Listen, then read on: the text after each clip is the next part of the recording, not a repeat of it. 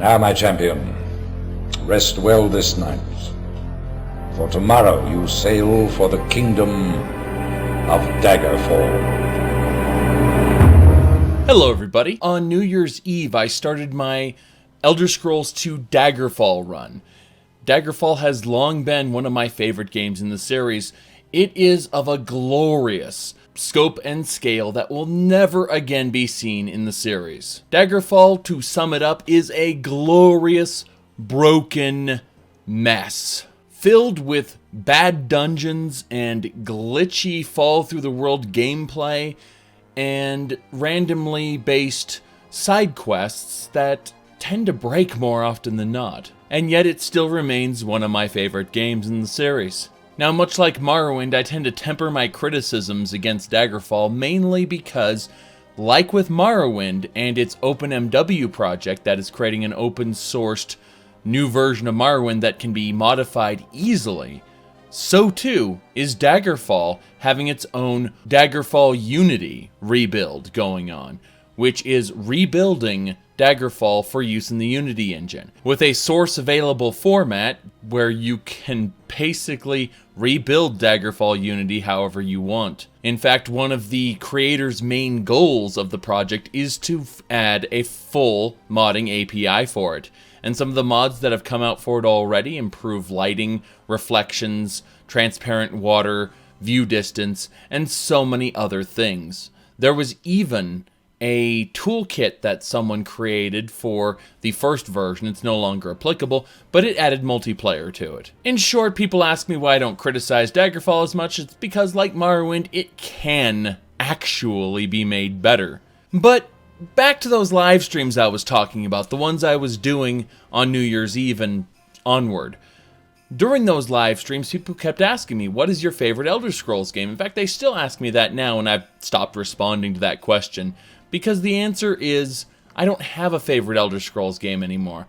I used to default to Morrowind every time I thought about how broken and glitchy Daggerfall was, and every time I played Morrowind, I'd forget about how broken and glitchy Daggerfall was and say Daggerfall was better. But just vacillating between the two isn't quite where I'm at right now. I personally think that Oblivion had the best combat. I especially prefer the spellcasting beyond the touch of a button, rather than having to switch your hands like in Skyrim. Literally, in Oblivion, you could cast magic out of your knuckles while gripping a weapon, so you could just shoot a lightning bolt like that, and it was awesome.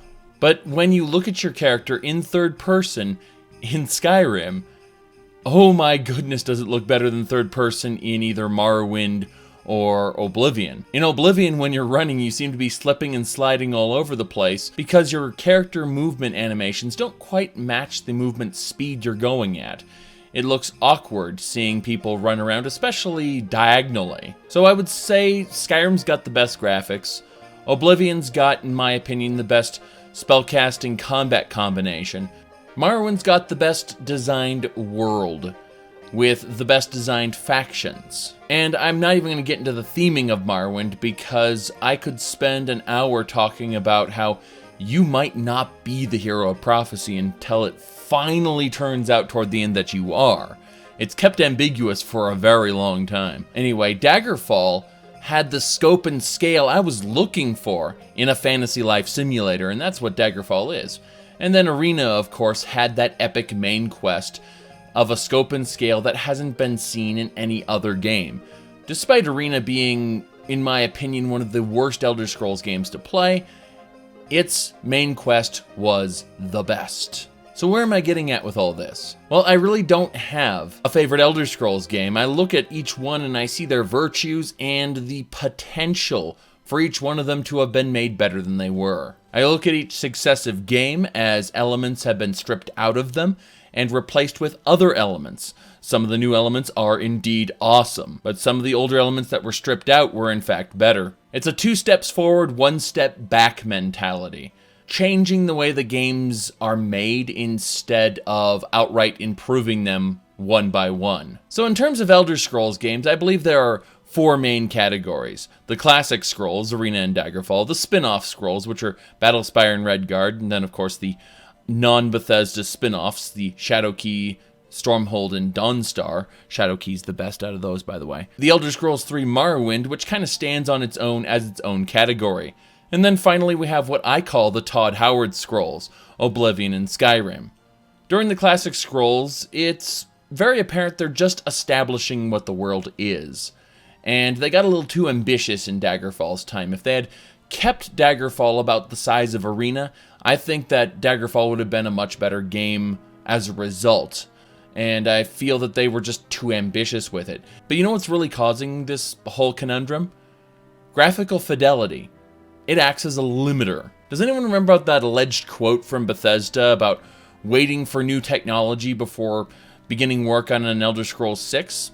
I'll bet you dollars to donuts the technology to produce such a game is here now. And the production isn't what they're waiting for. Rather, they're waiting for the only valid platforms, Xbox and PlayStation, to be able to play on and render the games that they want to create. Now, as a self-proclaimed member of the PC master race, satirical use only, why would I say that Xbox and PlayStation are the only valid platforms? That's because from a monetary standpoint, that's true now. Cross-platform games have been designed for the limitations in mind of the weakest platform in the chain. It doesn't matter if a modern PC can outperform a console because the PC is not where the majority share is. Now, Bethesda Softworks, the publisher, not to be confused with Bethesda Game Studios, the game developers, Bethesda Softworks, who signs the paychecks of the game studio, they see an overwhelming consumer base just in sheer numbers, and those are console users.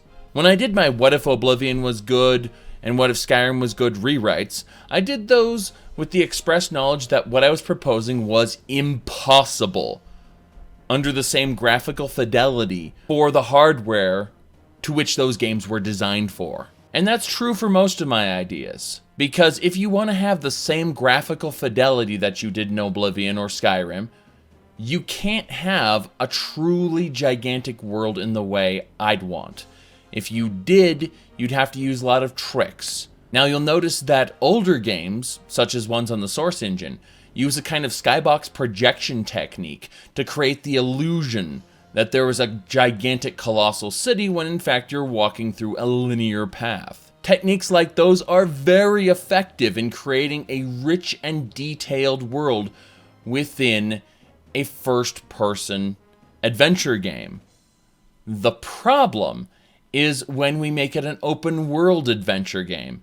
Then you have to have every single place accessible. Well, The Witcher subverted that simply by saying, these doors are locked and you can't break in. No lockpicking skill for you, right? As a result, we were able to have this truly colossal city of Novigrad with only about 25% of the buildings interable. Yes, we had noblemen walking on the streets in The Witcher 3, however, most of the time they just hawk a big one up and spit on your boots because you're Witcher degenerate scum. We can tell from your face that you got mutations. You aren't the kind of person I want to associate with. And so we don't have to write a detailed character story for that particular NPC. Now, Morrowind got away with this because instead of creating complex stories for each NPC, they were simply assigned to a particular class, a job, and a background. And it's very simple. So when you create an NPC in the creation kit, you decide what its class is, what its profession is, and what its background is. And you'll find that those bits of information were shared amongst countless NPCs in Morrowind.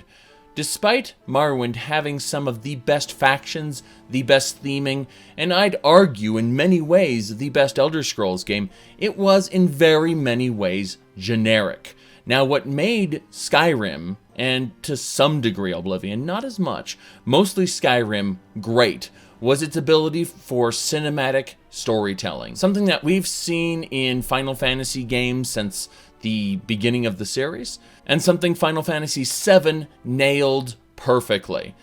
Events that play out when the player gets there, something the player bears witness to, which is usually awesome, and it gets the player invested in the story. The player doesn't have to go sift for knowledge like a detective. The event plays out right before the character. Now, when I worked on a text-based game years back, I had to design many of those set pieces for players to come in and witness so that they could get glimpses of the story and information about the characters through the NPC's interactions. The problem is, even back then in that situation, when talking about a text-based adventure, the players still had the freedom of movement within real time. They could subvert the script by simply casting, say, a touch of death spell on one of the two NPCs that I was talking to, or by clopping off one of their heads with an axe. And back in Morrowind, even back in Morrowind, Bethesda was painfully aware of this because they gave you an alternate option that allowed you to kill the living god Vivek, but still get your hands on the Wraithguard in order to complete the main quest. Because everyone knows when you have a condescending living god standing there in front of you, you typically want to tear his head off. My point is, though, that I myself have had to, in the past, write around the players doing ridiculous things. And it's very difficult, even within the, you can write anything down and it simply exists within the world a text-based game provides, versus a graphical-based world where you have to have artists and animators and all these people prepared for a specific occurrence happening in order to write multiple outcomes for a single quest. Knowing that 90% will go this way and 10% will go the other way, and maybe you wanted people to go the 10% way, not the 90% way. And it's very easy to fall into Bethesda's trap where, say you free this vampire from a place called Dim Hollow Crypt, you look at that person has an Elder Scroll, kill it now! Get the Elder Scroll for yourself! The game doesn't let you. She's essential. She's required for the quest. You can't attack her. But I'm a Dawn Guard. The Dawn Guard would want me to kill you. Grab my crossbow, shoot her in the head. Nothing. Nothing happens. That's why in part of my What If Skyrim Was Good series, I actually proposed a Serana boss battle for that part if you weren't already a vampire. Because very, very often, Bethesda Game Studios tends to create quests that are very linear, and their options within the text box expressly go against what I would want to choose for my character. And that's why I've argued for the longest time that the Elder Scrolls has never been a role-playing series. It's always been an action game series. In its original roots, Elder Scrolls won the arena. It was going to be an arena fighter. Well, now it's a open-world fighter. But it's still a fighter. It's still an action game. The role-playing choices that you had were few and far between. And as the series progressed, they stripped away the multiple complex factions in politics. They stripped away the class-based system where you could play one of the predetermined classes or create one of your custom classes, which played exactly the way you wanted to play, but also respected the fact that a character would have talents and they would have things they're less good at. And that was great. The Elder Scrolls always knew how to do classes just right because aside from Daggerfall, Morrowind and Oblivion specifically never pigeonholed you into being a certain way just because you were in a class. It said, oh, you're in this class, so you're better at these things, but you can still do everything else just to a lesser degree. And I thought that was awesome because it respected the fact that people have talents, things that they're better at. And you figure by the time your character is reached adulthood, which is when the game starts, you'd already have a good idea of what you were good at and what you weren't good at. And that would lead you into understanding the basics of your fighting style. But those concepts too were stripped away come Skyrim. And looking at Fallout 4 as an example, stripping away the skill system completely in favor of just stats, it looks like they are really going for a streamlined, action-oriented game approach in their open-world games. It was never an RPG to begin with, it simply had the trappings of an RPG system. The trappings of an RPG are not an RPG. I know a lot of people say, But I can totally roleplay in Skyrim, can I? You can roleplay in Arma 3, and Arma 3 has RPGs, rocket-propelled grenades, yip yay hooray. You can roleplay in Minecraft. You can roleplay in bed. But none of that makes those RPGs. If you want examples of RPGs, go back to Baldur's Gate, Planescape Torment, the first 2 Fallout games that were made by Black Isle Studios, not Bethesda, Neverwinter Nights, Pillars of Eternity. There are so many great examples of classic RPGs where the freedom of choice is real and the results of your actions are pronounced, and you feel that what you did actually had an effect, and when you replay the game and choose a different choice, oh my god, it changed the way this situation turned out. And that is awesome. I'm not saying the Elder Scrolls games aren't awesome. I'm just saying they're not RPGs.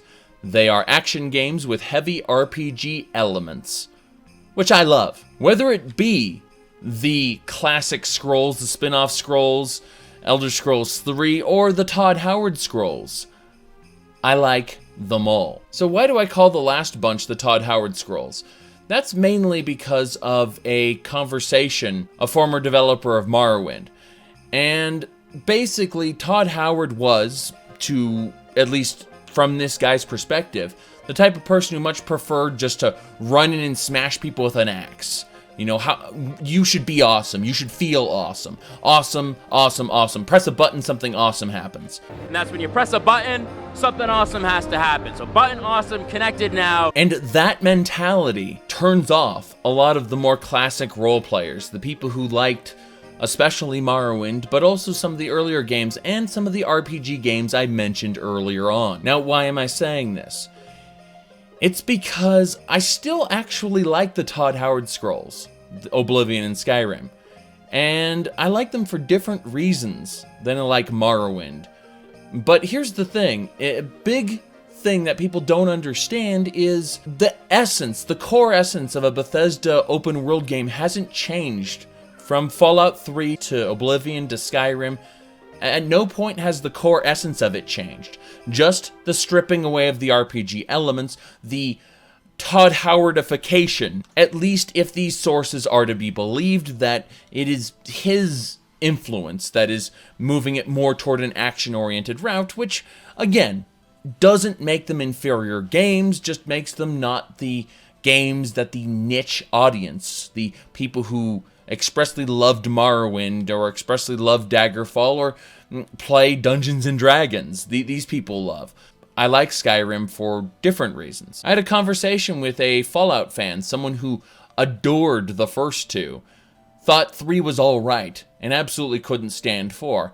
And he apparently had been watching my live streams, or the archived versions here on YouTube, of my War of the Commonwealth.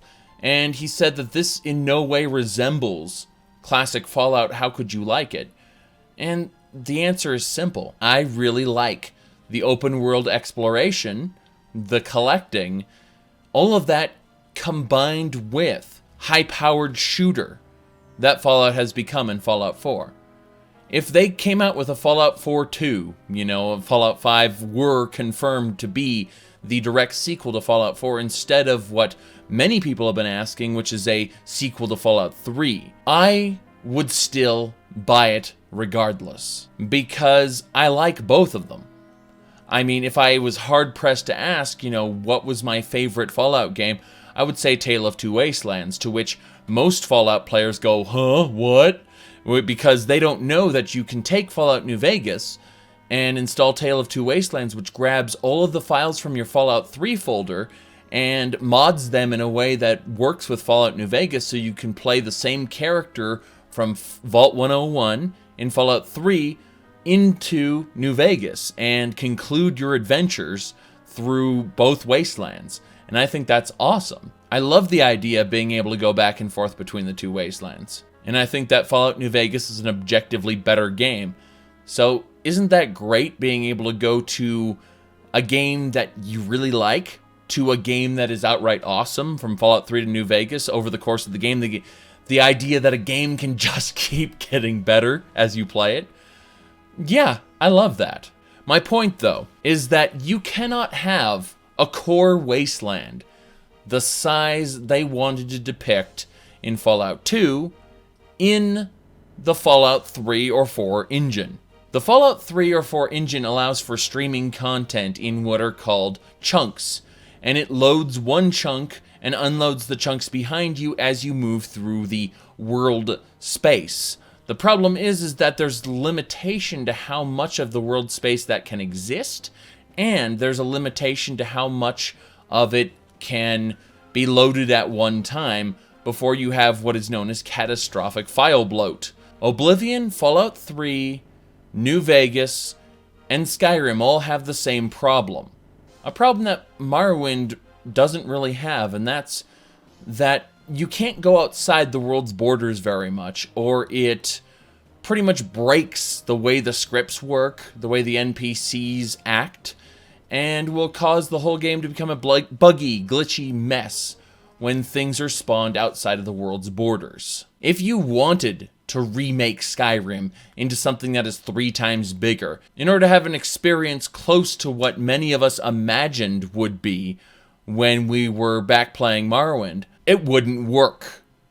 The technical limitations simply break the engine. The Gamebryo/creation engine. And yes, there is a lot of Gamebryo in the creation engine.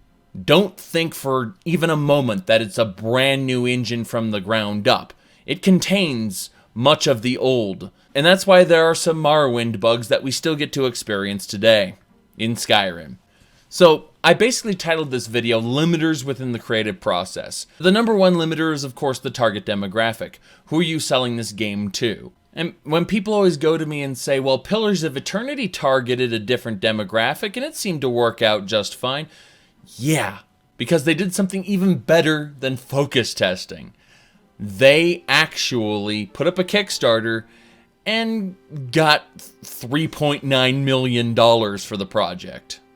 That's how Obsidian made Pillars of Eternity. But with a traditional company that isn't running crowdfunding, if the developers decide they want to make something, first of all, they have to talk with their higher-ups, the people who sign their paychecks. So in Bethesda Game Studios' case, they would have to go to Bethesda Softworks. To frame this in the proper, Bethesda Game Studios are the people who made Skyrim the game you love. Whereas Bethesda Softworks are the people who said that we won't be giving out review copies anymore because we want everyone to experience the game at the same time, then turned around and gave select YouTube channels early access to it anyway. Basically lying to people. So we've got 2 separate entities with the same name, and I need to make the clear distinction between the 2 of them. So pretty much the former, the game studios, need to ask the Softworks, the publishers, the people who are in charge, whether or not they can make this particular game. If the game is approved, and the features of the game are approved, if the design document itself is approved, then they go on to the next phase, where they take everything they learned in the previous project, not how to make the fans happy, but how to sell more units. And they implement those into a newly rewritten design document, not the proposal document, but the actual, this is what we are going to make document. At least that's how I'm told the system works. My point here is very simple. If the publisher doesn't think that it's going to make a lot of money, specifically more money than the previous entry, it's not going to happen. Artistic vision be damned. What the customers of, say, 2 games ago wanted, be damned. The publisher is going to seek out the largest amount of money possible and is going to deny anything that subverts that. I mean, it's simply put, running a business, which is unfortunate, to say the least. Another example of business curtailing creative freedom. Now, during Arena and Daggerfall, they created buildings, people, and objects. They imported them into the development tools for use with the world. They would then use an algorithm to place these things within the world. And those algorithmically placed towns would be viewed by the players. That is how they were able to create these gigantic sprawling cities. despite the fact they obviously had very, very low quality graphics. It isn't actually the graphic quality, it is the amount of development time required to either handcraft a city or to have an algorithm craft the city for you.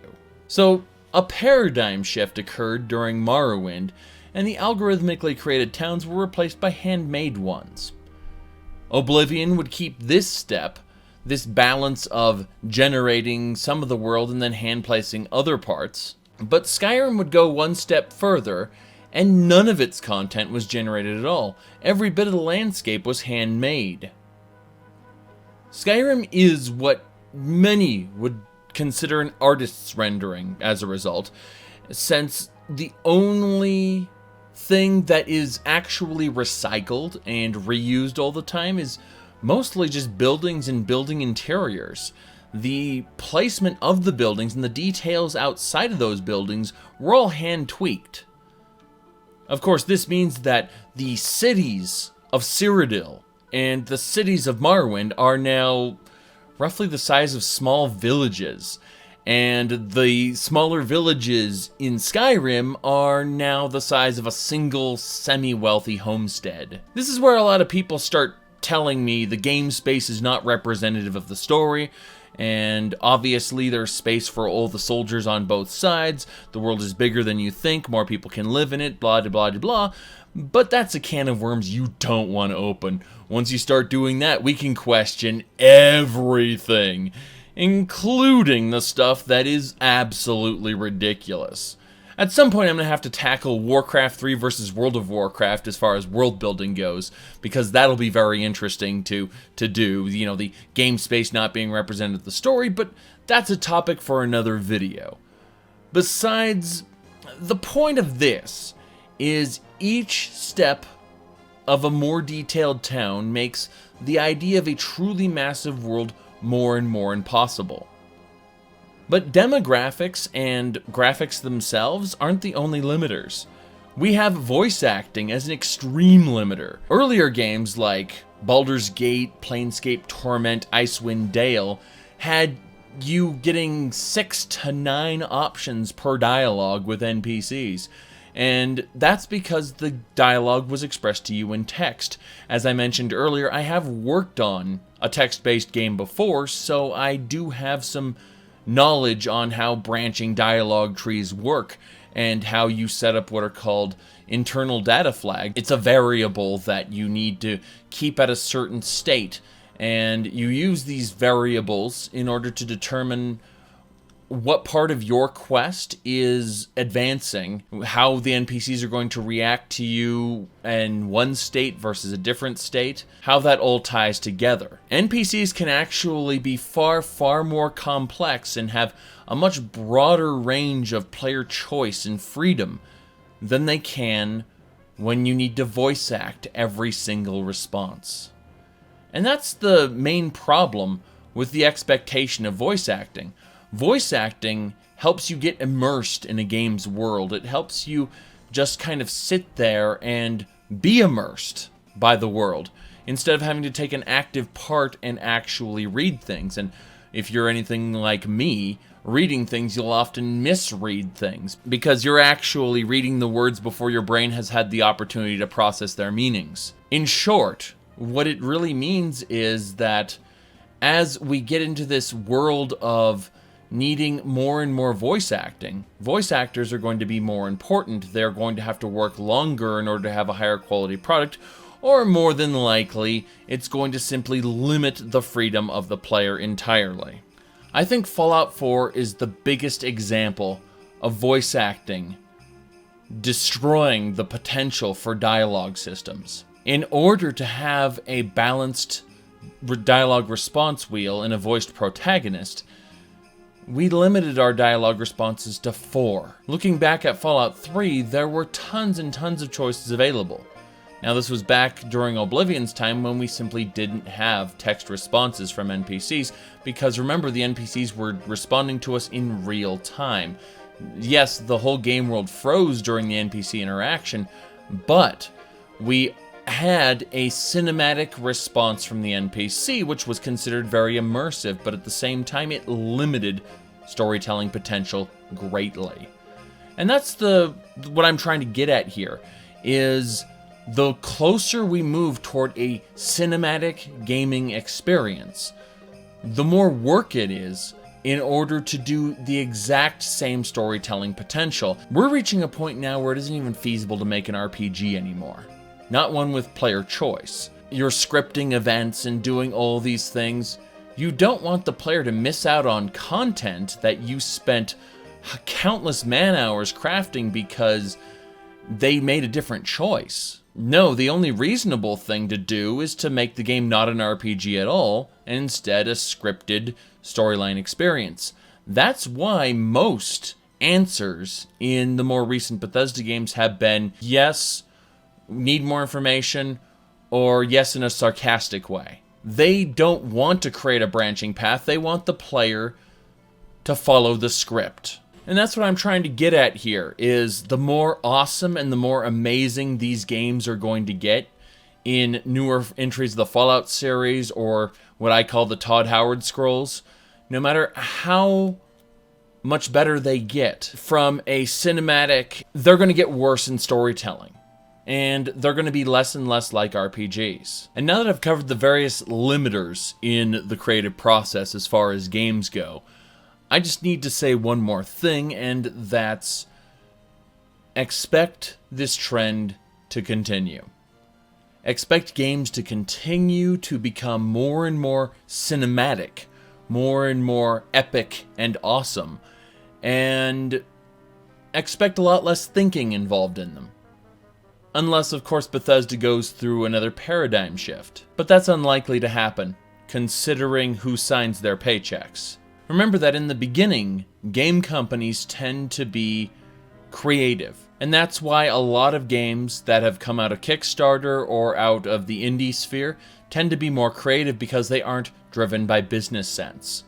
They also typically have very light amounts of voice acting, usually only on the storyline mandatory scenes. This allows them to have tons and tons of content without being tied down by the voice acting.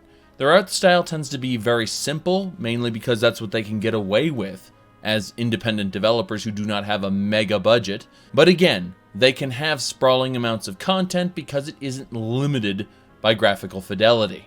The next video I'll be doing is a list of the games that I'm most excited about. Because people keep asking me, what game are you most excited about for this coming year or for the next 2 years? And I'm just going to make a list. Guess what?